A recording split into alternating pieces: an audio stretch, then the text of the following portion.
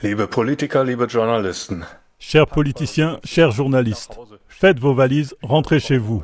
Honte à vous, nous n'avons plus besoin de vous. Vous échouez sur toute la ligne pour protéger la vie. Les solutions existantes sont ignorées parce que vous êtes totalement dépendant d'un système qui vous paie bien, contrôlé par des intérêts. Je le dis sérieusement, ce que vous faites à tous les niveaux est particulièrement triste et destructeur. Dans le passé, on avait parfois l'impression qu'il y avait des journalistes d'investigation ou des politiciens courageux qui inspiraient les gens. Ils s'engageaient pour la liberté et la justice. Mais aujourd'hui, presque tous se sont installés confortablement dans un système où l'on peut bien vivre aux dépens du grand public. Vous vous pliez aux idées dominantes et n'avez pas le courage de parler des choses inconfortables. Il n'y a plus de dialogue politique, mais seulement un acquiescement aux idéologies proposées. Vous voulez des taxes et des certificats contre le changement climatique au lieu de mettre fin à l'empoisonnement de l'environnement par des pesticides et d'autres toxines, parce que les lobbies définissent ce que vous avez à faire. Vous ouvrez les frontières à tout un chacun, sachant pertinemment que les systèmes sociaux et les fonds de pension ne pourront pas tenir. Vous détournez le regard des terribles actes de violence commis par des étrangers et vous traitez de xénophobe toute personne qui a un instinct d'autoprotection tout à fait naturel. Vous avez créé un climat de haine, de peur, de soumission à un politiquement correct et vous observez passivement la destruction de toutes les structures ordonnées. Vous les détruisez comme si vous étiez payé pour ça. D'ailleurs, c'est peut-être même le cas. Mais de quel karma vous chargez-vous? Ne savez-vous pas que vous ne pouvez pas fuir les conséquences de vos actes ou de vos omissions? Les politiciens professionnels avec des CV et des thèses de doctorat falsifiés n'ont pas les bagages spirituels qui seraient nécessaires dans cette phase de développement de la conscience. Vous faites avancer, sciemment ou non, un agenda qui prévoit la destruction des espaces de vie, de la santé et de la liberté humaine.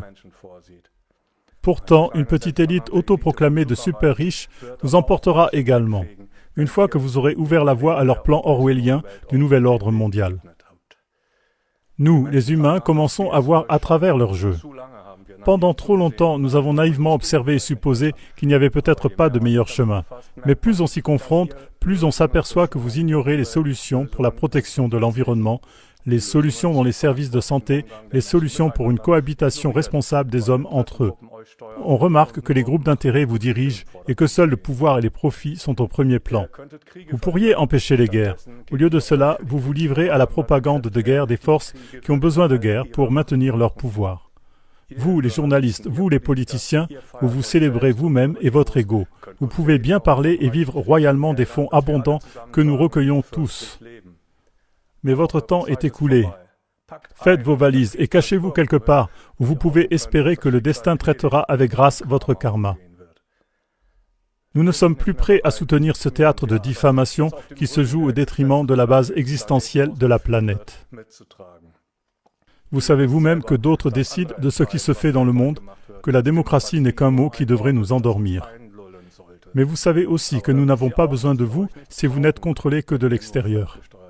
Si vous le savez vous-même, vous pouvez continuer comme ça à gagner beaucoup d'argent qui a été aspiré sur le dos des travailleurs, ou bien regardez dans le miroir et rendez-vous compte de ce que vous faites avec votre incapacité à produire de réelles améliorations. La puissance du Vatican et des banques centrales vous fait frissonner, et ainsi vous léchez les bottes des frères qui se rencontrent en cercle secret et vous vous accrochez avec soumission au pan de leur robe. Les conséquences de votre inaction pour défendre la protection de la vie sont dévastatrices. Vous êtes la figure de proue, la façade des forces qui ne se montrent pas, mais qui veulent tout dominer. Vous montrez vos visages pour que ces saloperies puissent continuer à l'arrière-plan. Ça bouillonne aussi dans les organes qui exécutent les ordres, la police, l'armée et la justice. De plus en plus de gens comprennent comment ils sont exploités pour les objectifs de pouvoir de quelques-uns et comment leur travail pour la protection de l'humanité est entravé ou même complètement renversé. Nous avons besoin de politiciens et de journalistes qui aiment la vie, qui mettent la vérité avant toute autre chose. Vous n'aimez ni la vérité ni la vie, mais seulement votre ego et les applaudissements que vous vous donnez l'un à l'autre. Mais votre temps est compté. Un changement de conscience est en cours parmi les hommes, et vous le savez aussi.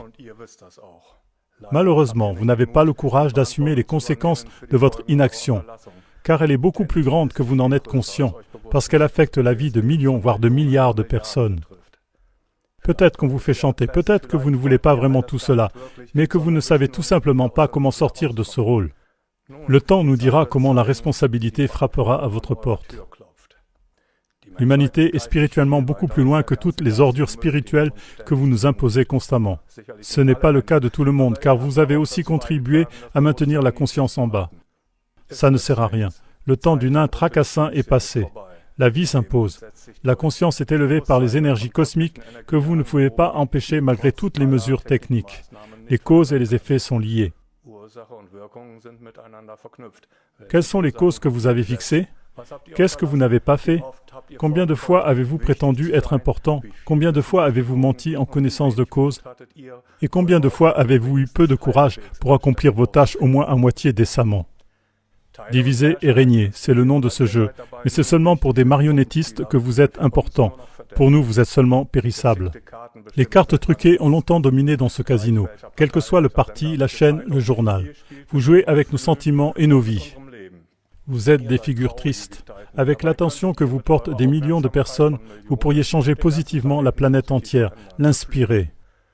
En arrière-plan, les membres de loge se considèrent comme supérieurs et ne servent qu'un seul seigneur des ténèbres, voulant asservir l'humanité. Le respect de la création, ils l'ont mis de côté par leur serment. Il y a certainement assez de personnes qui voudraient se soumettre à un collectif, mais la création veut le libre développement des âmes. Si la vie sur cette planète doit continuer, vous devez soit utiliser votre position pour tourner le gouvernail, soit vous écarter et ouvrir la voie à ceux qui respectent la vérité et qui aiment la vie.